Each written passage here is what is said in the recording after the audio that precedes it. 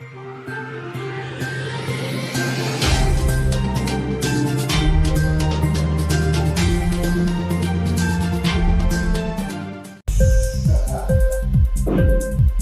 TV prime time news కి స్వాగతం.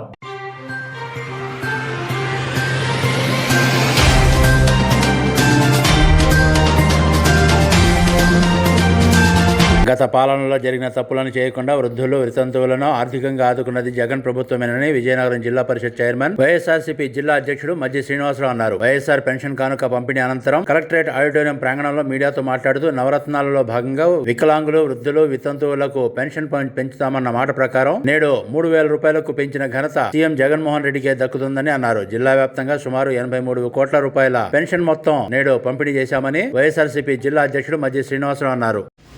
గౌరవనీయులు ఈ రాష్ట్ర ముఖ్యమంత్రి వర్యులు వైఎస్ జగన్మోహన్ రెడ్డి గారు ఈరోజు ఏదైతే వారు ఆనాడు ఎన్నికల నాడు చెప్పిన మాట ఉందో ఆ మాటని ఏదైతే ఈ రాష్ట్రంలో ఉన్న వృద్ధులు, వితంతువులు వారికి ఏదైతే వారికి మాట ఇచ్చారో ఆ మాటని నిలబెట్టుకొని 100% కూడా పూర్తి చేసుకున్న ఘనత వైఎస్ జగన్మోహన్ రెడ్డి గారిదని చెప్పి ఈ సందర్భంగా మీ అందరికీ తెలియజేసుకుంటున్నాను.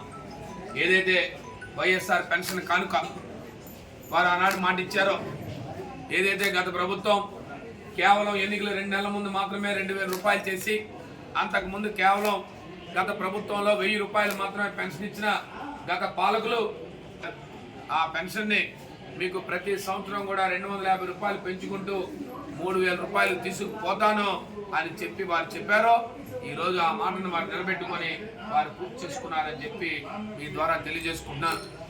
మరి ఈరోజు ఉమ్మడి విజయనగరం జిల్లాలో వృద్ధులు, వితంతువులు అందరి తరఫున గౌరవ ముఖ్యమంత్రి గారికి విజయనగరం జిల్లా తరఫున కృతజ్ఞతలు తెలియజేసుకుంటున్నాను.